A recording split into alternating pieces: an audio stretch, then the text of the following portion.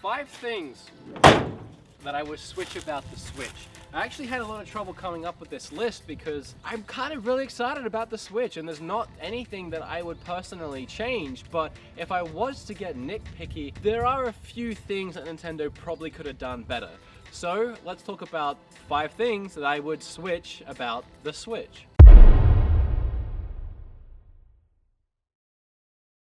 First up, we have what is probably the biggest drawback for me and for the system is that it's only 32 gigs. And I know they got away with that with the Wii U and that was enough because everything ran off the disc, you didn't need to install everything, but we are heading into a new age. We're heading into, 2017 where people are preferring digital games. And especially with this system pushing digital games on release, games like I Am Setsuna, Nintendo would want its consumers to use that as a viable option to download as many games as they see fit, as they want. And if you're running out of space all the time, 32 gigs is nothing. My PlayStation 4 comes with 500 gigs, and even just with the download titles I download, I keep maxing out my gigs and have to keep deleting stuff. I don't want to have to go through that with a Nintendo system with 32 gigs. And while I personally aren't primarily a digital gamer, it's still limiting. It's still limiting to what you can do, and it definitely lowers your options. So it becomes something where even if I wanted to move into that, I know it's not an option with the Switch. And yes, I can extend the memory using SD cards,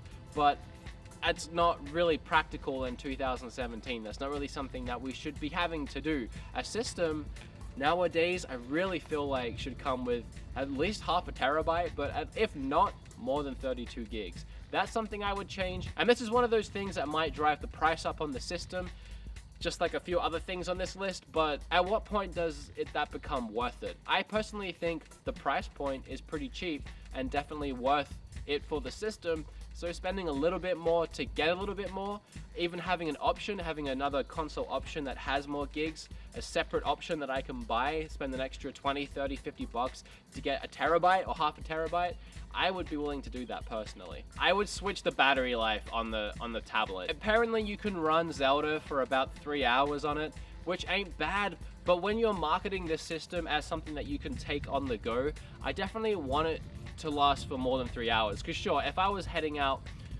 to go out and take my system with me, say if I was going on the bus to go to a friend's house or go down to work, usually my bus rides are at least half an hour to an hour, and then wherever I'm going I might want to play it while I'm there, like doctor's office or something like that. So generally about 3 hours is probably how long I'm going to be out of the house. So I would need to make sure that my system is charged up fully before I left, otherwise it's probably going to die while I'm out. And when the system is so hardly being marketed towards that portability, that doesn't really bode well for the portability. It's not something I want to risk taking out of my house. It's something that already, it's such an expensive piece of equipment, such a nice piece of equipment with no cover, no case for it, which granted I can buy something aftermarket or buy something to take care of it, but I'm already hesitant to take it out of the house just because I don't want to damage it.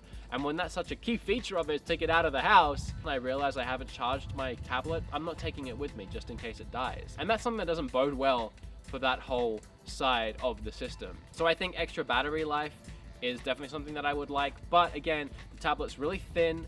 They've tried to reduce costs on this, so I can get why the battery life isn't as good as I would like it to be, but my Wii U pad was dying all the time too. I felt like the Wii U pad was always dying, and that wasn't something that was portable. So now this one is arguably the most nitpicky out of any of them, but I don't like the name. It's not a bad name, and it makes sense with the whole theme of the console, which is switching the controllers all the time.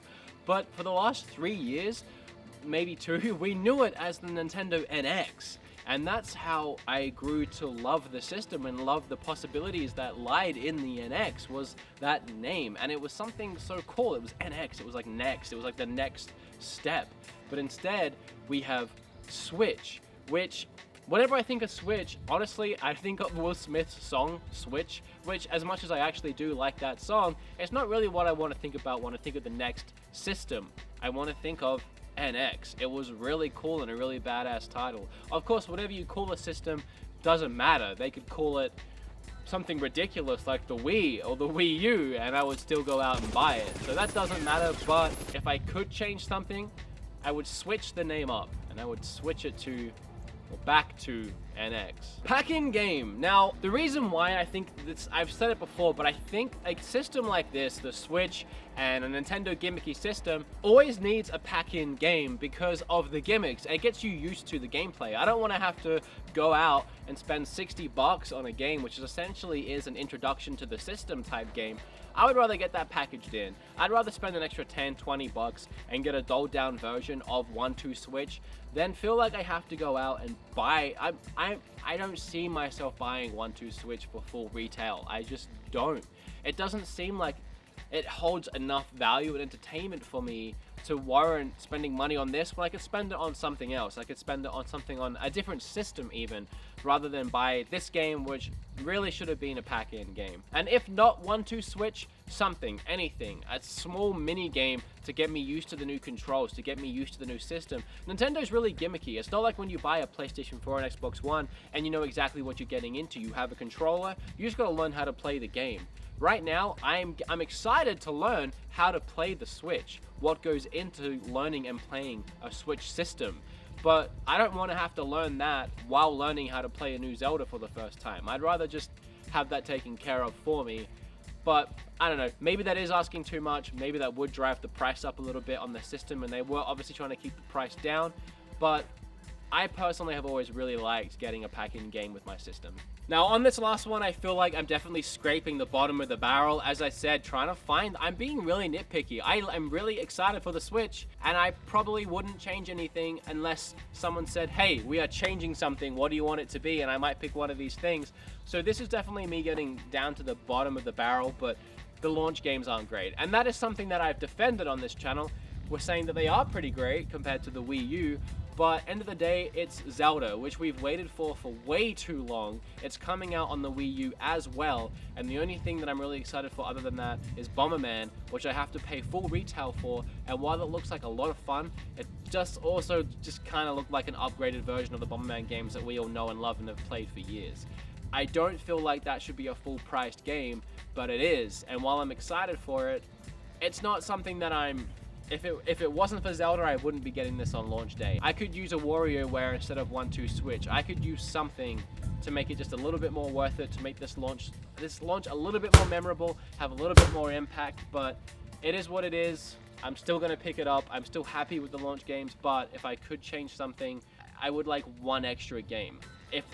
And this is like me being unrealistic, and I realize that, but if it was coming out with a Metroid Prime, as well as everything else that's coming out now and in the first year, I mean, wow, I would switch that. That'd be incredible. That'd be a launch to remember. But that is 5 things that I would switch about the Switch if I was being very nitpicky. I am still really excited, and we are only like a week away from this thing right now. So I am just completely and totally hyped up to get this on launch day. Let me know down below what you would switch about the Switch, and also how pumped are you right now to pick up the Switch, or not pumped, and let me know why not down below.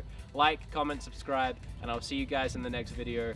I'm just really loving making videos about the Switch right now because I could talk about the Switch all damn day. I am excited.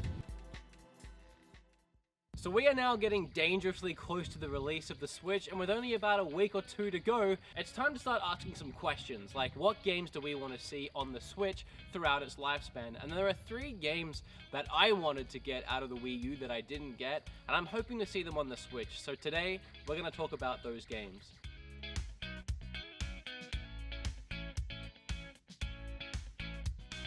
I apologize for being on a farm as well, by the way. I'm currently staying in Texas with my girlfriend. The lighting is kind of awful because if I stand under the direct sunlight, I'll probably burn. I've been living in Canada for about 6 months and I'm completely pale. With Dr. Pepper in hand, let's get started. First game that I want to see, and this is something that I have talked about on my channel plenty of times, is a new Pokemon game for a system, not a handheld, a Pokemon game for a big system. The way that I always envisioned this game going down was the Wii U was perfect for it. Every time we get a new game, we get like a new Skyrim, or we get a GTA, or we get this Ark game that just came out, what's the first thing that everyone tries to mod? What's the first thing that everyone seems to get drawn to? It's putting Pokemon in these games. It's to have a game like Skyrim, like The Witcher, where you go around